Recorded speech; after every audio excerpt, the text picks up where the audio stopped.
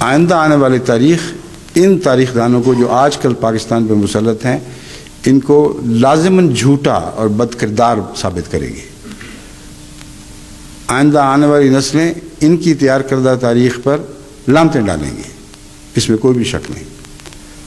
لیکن سر دست ان کا پلہ بھاری ہے، جو چاہیں جس چیز کا جو چاہیں نام رکھ لیں، اپنے صحرا کو جنت نشان بتاتے رہیں بے شک، لیکن اس جنت میں جو حرکتیں ہو رہی ہیں وہ اس جنت میں نہیں ہو سکتی جس کا ذکر قرآن کریم میں ملتا ہے، کوئی دور کی بھی نسبت نہیں. اب میں اس مختصر ذکر کے بعد ایٹامک انرجی اور اس کا پس منظر آپ کے سامنے پیش کرتا ہوں. سب سے پہلی بات تو یہ ہے کہ یہ جو سہرا بھٹو صاحب کے سر پہ باندھا جا رہا ہے یہ سراسر جھوٹ ہے. اس کا سہرا اگر کسی پاکستانی سیاستدان کے سر بننا چاہیے تو وہ ایوب خان ہے. جنرل ایوب خان سے ہی ایٹامک انرجی کے کمیشن کا آغاز ہوا ہے. اور عجیب بات ہے کہ گوہر ایوب صاحب خود اپنے باپ کی خدمات کا اعتراف کرتے ہوئے ڈرتے ہیں،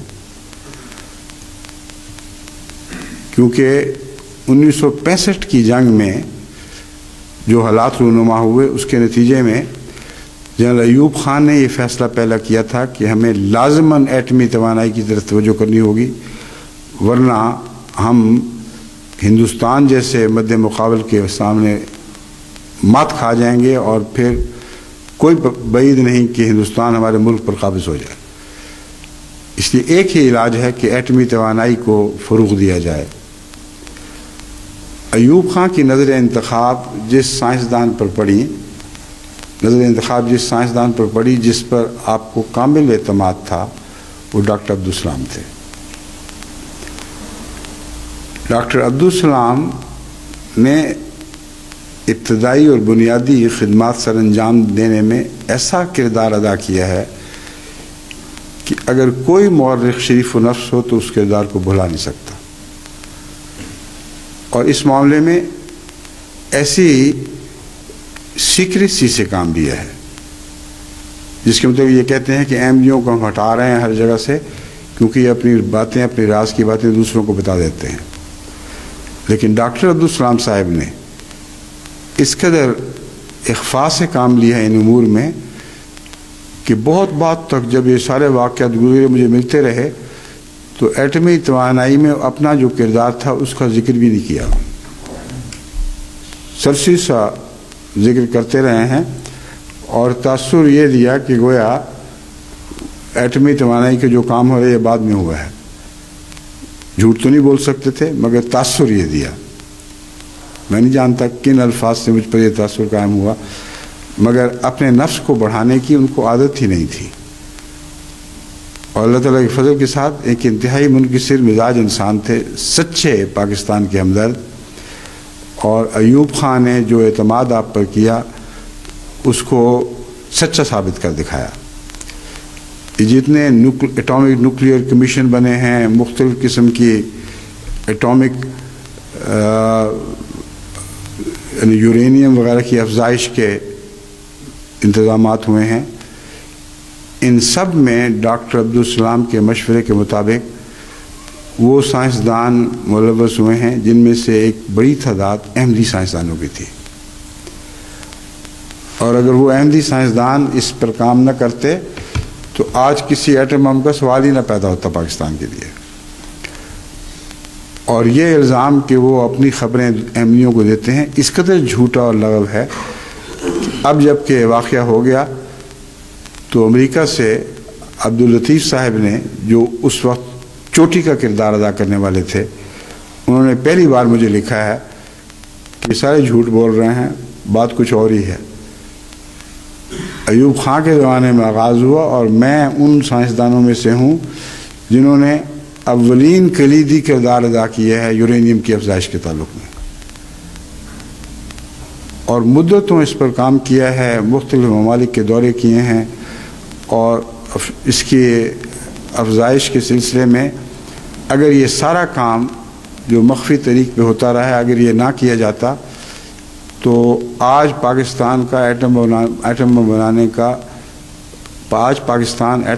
کا خواب بھی نہیں دیکھ سکتا تھا۔ تو اول طور پر یاد رکھیں کہ اس کا سہرا نہ بھٹو کے سر ہے، نہ ضیاء الحق کے سر ہے، نہ نواز شریف کے سر ہے، یہ سارے بعد میں شہرت لوٹنے والے لوگ ہیں۔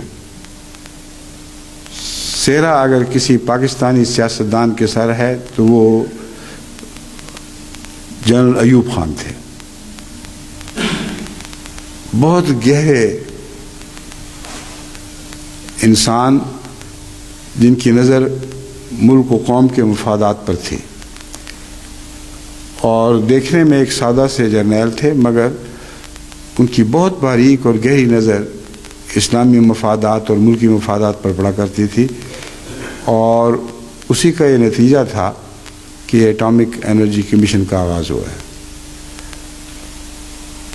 ان میں ایک بہت بڑی خوبی یہ تھی کہ خاموشی سے کام کرتے تھے اور اپنا دکھاوا منظور ہی نہیں تھا۔ اس وجہ سے بھی اس زمانے کی تاریخ کو بھلایا گیا ہے، ورنہ اگر وہ اس وقت کھل کر یہ باتیں کرتے تو ان کو ذاتی شہرت تو مل سکتی تھی مگر سب دنیا کی نظریں پاکستان کے ایٹامک پروگرام پر ہوتی اور اس وقت دخل اندازی کر کے وہ اس کی بنیادی قائم نہ ہونے دیتے۔ بس اپنی انا کی ذرہ بھر بھی پرواہ نہیں کی انہوں نے، اور اعتماد کیا تو احمدیوں پر کیا۔ اور ڈاکٹر عبدالسلام نے جن لوگوں کے نام پیش کیے ان سب کو قبول کیا، اور وہی نام ہیں جن میں سب سے بڑا نام اس وقت منیر احمد صاحب کا ہے۔ منیر احمد صاحب نے جو بڑے جرأت والے بااخلاق انسان ہیں، ایٹامک انرجی کمیشن میں بہت بڑا کام سر انجام دیا ہے۔ اس کو منظم کرنے میں بعد ازاں ان کا بہت بڑا کا ہاتھ ہے، اور یہ تسلیم کرتے ہیں کھل کے کہ یہ ڈاکٹر عبدالسلام صاحب کے لائے ہوئے تھے اور انہی کے اعتماد کی وجہ سے ان کو یہ توفیق ملی ہے۔ اب منیر احمد خان صاحب زندہ موجود ہیں، آپس میں یہ لوگ جتنا بھی فخر بانٹنا چاہیں ایک دوسرے سے چھین چھین کے بے شک بانٹیں۔ ان سے اگر کوئی پوچھے بتاؤ کہ ایٹامک انرجی کمیشن کا آغاز میں سب سے اہم کردار کس نے ادا کیا ہے تو بلا شبہ کہیں گے کہ ڈاکٹر عبدالسلام نے۔ انہوں نے ڈاکٹر عبدالسلام پر جو مضمون لکھا ان کی وفات کے بعد، جو جنیوا میں پڑھا گیا یا ٹریسٹ میں پڑھا گیا ہے، اس میں بہت کھل کے ڈاکٹر اسلام کی عظمت کے گیت گائے ہیں، اور ان سب باتوں کا اگر آج کسی غیر احمدی سائنسدان کو قطعی یقینی علم ہے تو یہ منیر احمد خان صاحب ہے۔ مجھے یقین ہے کہ پرائیویٹ مجالس میں جب ان سے پوچھا جائے گا تو یہ ضرور بتائیں گے، لیکن اس آغاز کی تاریخ کا انہوں نے کیوں ذکر نہیں کیا؟ میرے نزدیک پاکستانی حکومت اور پاکستانی میڈیا اور پاکستانی اخبارات اس کے متحمل ہی نہیں ہو سکتے تھے۔ اس لیے بعید نہیں کہ انہوں نے بیانات میں سچی باتیں کہی ہوں، لیکن ان کو بالکل کلیتاً نظر انداز کر دیا گیا ہو اور میڈیا میٹ کر دیا گیا ہو۔ تو اس وقت جو پاکستان کی نیوکلیئر افزائش کے تعلق میں ایک عالمی حیثیت قائم ہو گئی ہے، اس میں اول کردار ایوب خان اور دوم کردار جو سائنسی کردار ہے یہ ڈاکٹر عبدالسلام نے ادا کیا۔ ڈاکٹر اسلام صاحب نے یورینیم کی افزائش کے سلسلے میں ڈیرہ غازی خان میں یورینیم کے ذخائر کی دریافت کے بعد اس کو کس طرح ایٹمی توانائی کے لیے قابل استعمال بنایا جا سکتا ہے اس کے متعلق سب سے اہم مشورے دیے، اور عبداللطیف صاحب جو احمدی سائنسدان ہیں، یہ وہ سائنسدان ہیں جن کو اس کام پر مامور رکھا ہے، بڑی خاموشی کے ساتھ بغیر کسی انانیت کے جذبے کے تحت کریڈٹ لینے کی کوشش کے انتہائی خاموشی اور اخفاء کے ساتھ یہ کام کرتے رہے ہیں، اور اس کی تفصیل میں یہاں بیان نہیں کر سکتا، لیکن میرے پاس وہ سارے کوائف موجود ہیں. اگر میں بیان کروں تو دنیا حیران رہ جائے گی کہ احمدی سائنسدانوں نے کتنی خاموشی کے ساتھ وہ خدمات سر انجام دی ہیں جن کے بغیر پاکستان نیوکلیئر افزائش کا کوئی سلسلہ ہی نہیں چل سکتا تھا. کسی غیر معروف جگہ میں بیٹھ کے یہ لیبارٹریاں بناتے رہے ہیں. وہ آج کی جو جدید لیبارٹری بنی ہے وہ اسی لیبارٹری کے خد و خال پر بنی ہے جو انہوں نے تجویز کی تھی اور بنا کے دکھائی تھی. تو بلو پرنٹ بھی ان کا ہی تیار کردہ تھا، اور بلو پرنٹ کو ڈھال کر عملی شکل دینے میں بھی انہوں نے ہی سب سے بڑا کردار ادا کیا. اور بعد میں جب زیادہ وسعت کی ضرورت پڑی تو میں نے ہی انہی کی اسکیم کو آگے بڑھا کر اسے وسعت دی گئی ہے. اب یہ امریکہ میں ہیں شیخ لطیف احمد صاحب، جن کا مجھ سے رابطہ ہوا ہے اس سارے واقعہ کے بعد. اس سے آپ اندازہ کریں کہ ان کو کچھ بھی پرواہ نہیں تھی اپنی انا کی اظہار کی. جب تک یہ دھماکے نہیں ہوئے اس وقت تک انہوں نے مناسب نہیں سمجھا کہ مجھے بھی بتائیں کہ اس سے پہلے وہ کیا کرتے رہے ہیں. انہوں نے کچھ اور سائنسدانوں کے نام بھی بھیجے ہیں. ڈاکٹر منیر احمد خان صاحب کی سربراہی میں جو ٹیم بنائی گئی تھی اس میں جو احمدی سائنس کلیدی اسامیوں پر فائز تھے ان میں ایک شیخ لطیف احمد صاحب یہی امریکہ والے، دوسرے مرزا منور احمد صاحب کینیڈا والے. اس کے علاوہ بھی بہت سے نام ہیں، مثلا محمود احمد شاد صاحب ٹورانٹو کینیڈا میں ہیں. نیوکلیئر فیوژن کی مینجمنٹ میں انہوں نے بہت بڑی خدمات سر انجام دی ہیں. شیخ لطیف صاحب کا جو کردار رہا ہے 1961 سے 1999 تک manufacture of nuclear research equipment, یہ انہی کا کارنامہ ہے. 1972 میں manufacture of uranium extraction pilot plant انہوں نے تجویز کیا.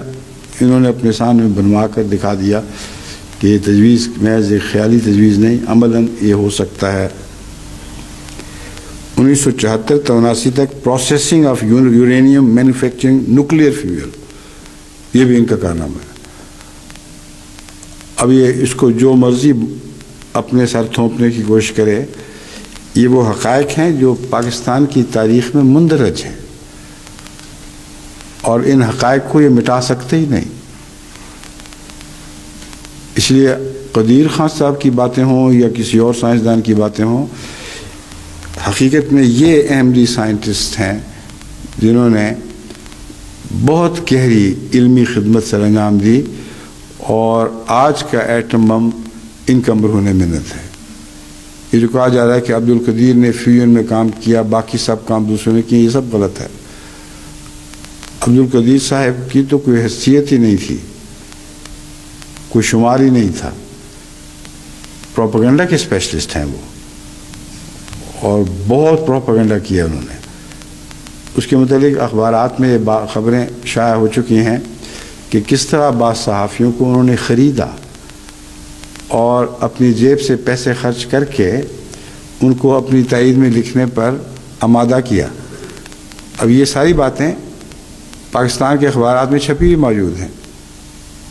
ان کی تفصیل میں نہیں جانا چاہتا کیونکہ مجھے پسند نہیں کہ عبد القدیر خان صاحب کے کیے کرائے پر پانی پھیرنے کی کوشش کروں. ان بیچاروں نے جو کچھ کرائے لے لیا، اللہ ان کو مبارک کرے، مگر تاریخ بدلنے کا ان کو کوئی حق نہیں تھا. جو تاریخ کہہ رہی ہے وہ یہ باتیں ہیں جو میں آپ کے سامنے رکھ رہا ہوں. شیخ لطیف صاحب کے علاوہ مرزا منور احمد صاحب ٹورانٹو کا میں نے بتایا ہے. اسی طرح ڈاکٹر محمد افضل صاحب 1964 سے 94 تک سینٹر فار نیوکلیئر اسٹڈیز میں لیکچرر رہے ہیں، یعنی پروفیسر تھے، اور ایٹامک انرجی کے سائنسدانوں کو نیوکلیئر سائنس کی ٹیکنالوجی پڑھانے میں انہوں نے سب سے نمایاں کام سر انجام دیا ہے. جو ٹیم بنی ہے بہت سارے کثرت سے لوگ انوالو ہوتے ہیں اس کاموں میں. اس ٹیم کو بنانے میں بھی احمدی پروفیسرز کا دخل ہے. تو تعجب کی بات ہے کہ ان سب باتوں کو آج کا پاکستان کلیتاً بھلا رہا ہے اور ایک نئی تاریخ کو جنم دینے کی کوشش کر رہا ہے جو سراسر جھوٹی ہے.